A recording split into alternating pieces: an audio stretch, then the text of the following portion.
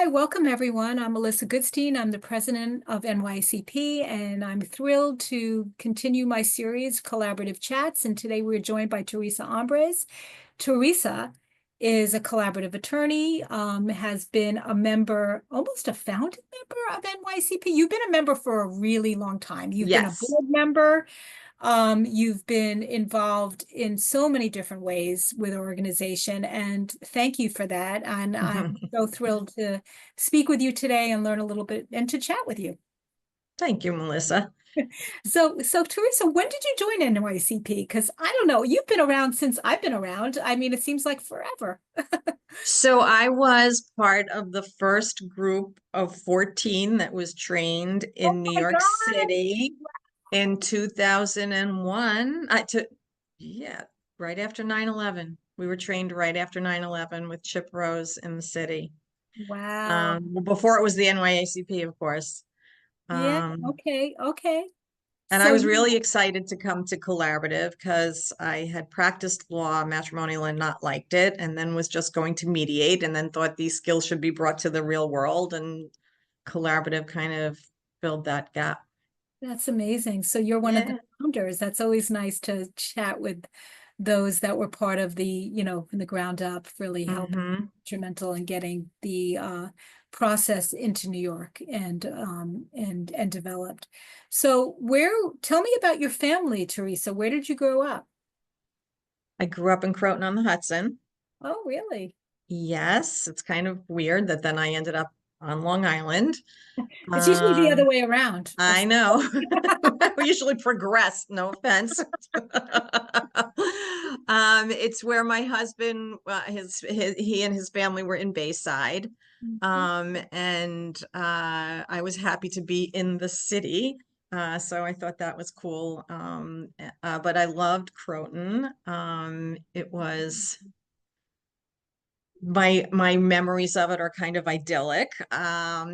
I feel like it was a place where there was some diversity, not too much racial diversity, but diversity in terms of economics and backgrounds. And I never felt that I didn't have all the opportunities that everyone else had, except that it was devastatingly boring for a teenager. Right. Yeah. But yeah, I have really fond memories of Croton. My sisters and I joke that we may all end up there someday. Really, well, Yeah. lovely community and very pretty. In terms of collaborative divorce, I know that you said that you were, got into it in 2001, but how did you navigate in your area of practice to family and divorce related? How did that happen? Why did I get into it in the Yeah, first yeah, place?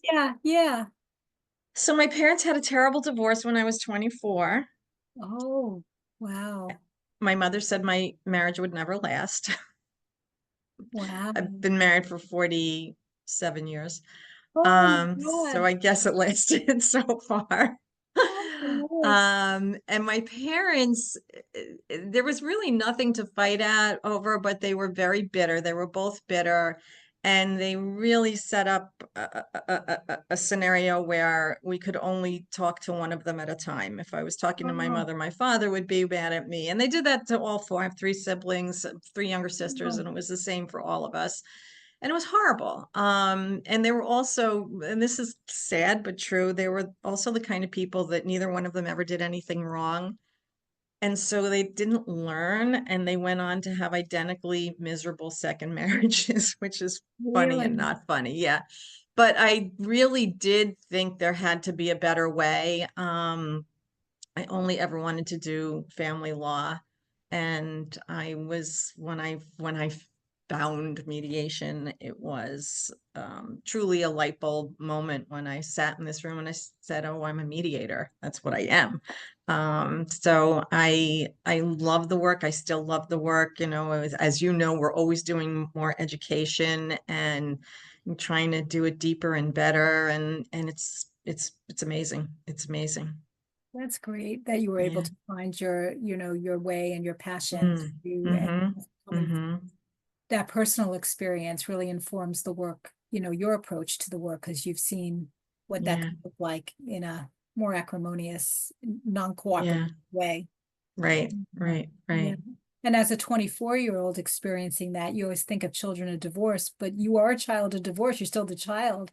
And how Right. it was for you as a 24-year-old, even though, we talk about it as, an 8-year-old or when they're unemancipated, but there's some true effects on older kids for sure. Mm-hmm. Mm-hmm.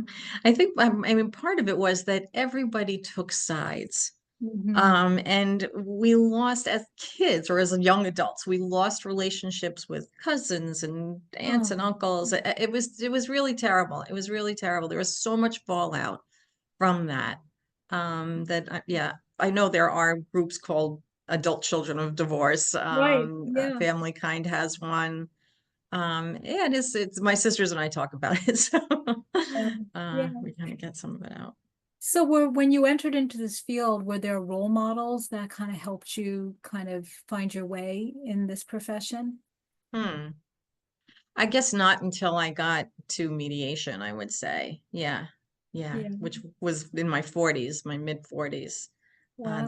that came along. And interestingly, I was living in Bayside and there were, as it turned out, there were two really good experienced mediators, one within walking distance of my house. And I thought, oh my God, I'm in the wrong place. But it was Mary Miller and Sidel Sloan, neither Oh, of whom yeah. was an attorney.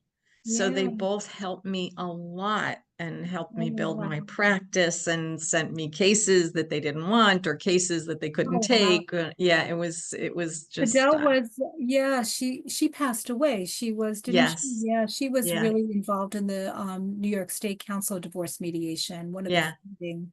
Wow, what an influence, what a role model Oh to, yeah.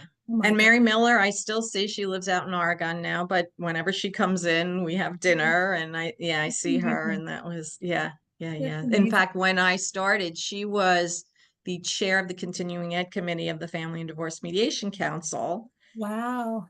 And I think she was the first person in that position. And then Amy Karen Day and I were Oh, co-chairs after oh, yeah. her. Right, right, Yeah. yeah. Well, that was my entry into collaborative was through Amy Karen Day because I Oh, was wow. trained in 2002 because I think she was part of your training She was, in yeah. 2001 and she did the training and she's like, Melissa, I gotta share something. This is like this new process that I think you're like really interested in. I'm like, okay. And I was. So That's yeah, so great. Amy was a credit to Amy. She was just on the forefront. Yeah. Hmm. So going, practicing and as long as you have and the work that we do is really hard, Teresa. Is there, seeing families in conflict and just dealing with that trauma on a secondhand way because you're receiving it, you're in the room with it. What do you do for yourself to kind of manage that? Is there things that you do to kind of take care of yourself or that you incorporate to kind of show up in the best way that you can? Because Hmm. Well, as far as showing up, I had the pleasure of having a training a long, long time ago with John Haynes. oh my God. Yeah, yeah, it Wow. was a mini training, but and it Oh, was an FDMC training, and it was somewhere in the city, like in the 30s. It was on a weekend, and we came back from lunch, and he was lying on the floor because he would meditate before he mediated, but also before he started the training. And I I don't exactly meditate, but I do try to make myself ready and, clear my brain out. I mean, I can remember, I think it was, might have been Leela Love or somebody like that, who said, no, it wasn't Leela Love. Can't think of her name. She was blonde. But anyway, she said what she loved about mediation is you block out the world because you come into the room and you are so present in that room because you have to be to really make sure you're aware of everything that's going on. I'm sure we still miss half of what's going on, but and it's true. Even if you feel sick, if you're well enough to do a mediation, it just really it really you're so concentrated. I guess I think the idea of second-hand trauma is still feels a little bit new to say, oh yeah, I guess I have this. I guess I suffer from this. What right. am I doing about it? I mean, I like to keep myself physically active and I also do yoga and I That's great. try to find ways to clear my brain. I That's guess good that the, you make time for that. Yeah, yeah, it's nice yeah. to have that balance. Do you enjoy cooking?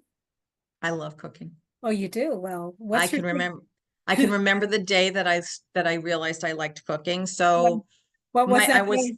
I was not brought up as a cook. My mother wasn't a great cook. My father was the better cook in the family. He was born in Italy, though he came here very, very early. Um, but my mother wanted us to all be financially independent. So cooking wasn't something that was necessarily important for her to hand down to us.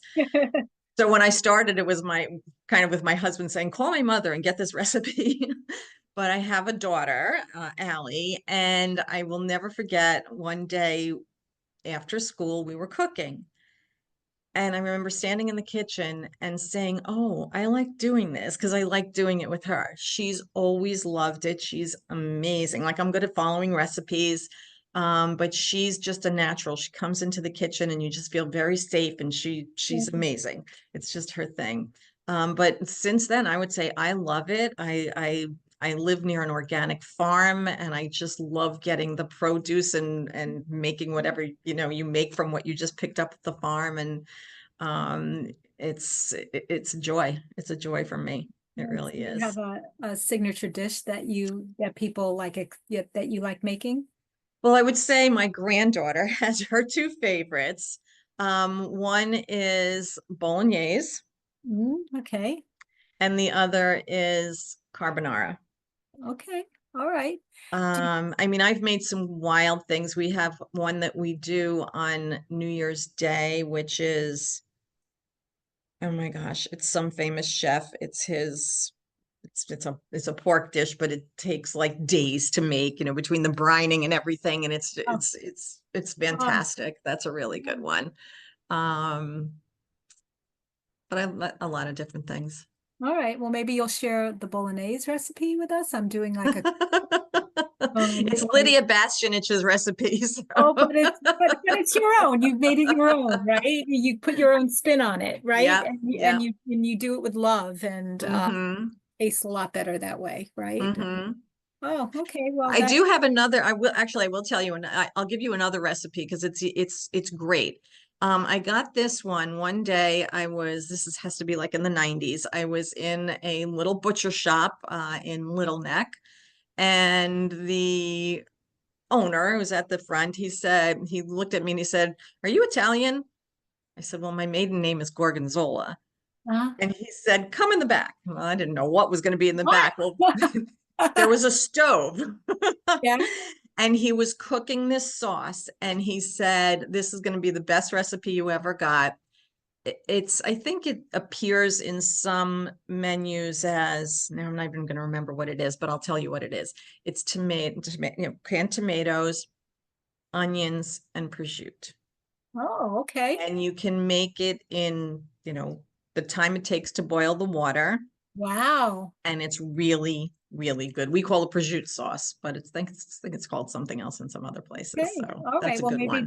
that sounds like a good one. So Yeah. maybe you share that and share it with others to try that. I like the easiness of it. You could do it Yes. when the water is boiling. That's Yep. always good. So tell me, you've been a member for so long with NYCP. Is there a memorable NYCP experience that comes to mind and why you're kind of continue with our organization? Hmm. Well, let me do the second part first, and then the first part will probably come to me. The second part is that I really believe in this work, and and we don't have enough of it down here on Long Island, and I really want to help change that. It's happening. It's happening. Um, what was the first part? The first one was there a memorable NYCP experience? Uh, wow, I think I would say two. One would be when I first joined the board, probably the first board meeting or board retreat that I went to, was somewhere in Westchester. Mary Ellen was the president at the time, and she started off with some breath work and some meditation, and I thought that was amazing. Jeffrey Steiger was on the board. Oh, wow. Yeah, and I hadn't seen Jeffrey in a long time until there was an event a few months ago in the city. And he gave me a hug. We had this hug. When I saw him the other day, I said, that stayed with me for weeks. It Oh, was just this, and these are the people who come to this work. mm, That is the best part for me. We are all such caring, we're not all on the same degree, but caring and conscientious and positive. mm, Um, we're positive. We're yeah. positive.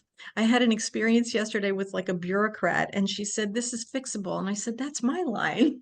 And I Yeah, was so grateful for her. And she said, "Boy, people are usually mad at me and they're yelling at me." right, right, right. And so, as we say, we bring light to Yeah. people in a really dark time. And I, the collaborative group just enhanced it a millionfold. It really did. It really did. Yeah, and that connection, to be connected in that way and to feel Mm-hmm. supported and understood, that we're all kind of Mm-hmm. sharing the same Yeah. mission and Yeah. approach to the work that we do and have that Yeah. community. Well, Yeah. that The hug must, community. Jeffrey's a good hugger. He's pretty good. Oh my gosh. Yeah, he's, he's, yeah, he's a great person and, glad to know him.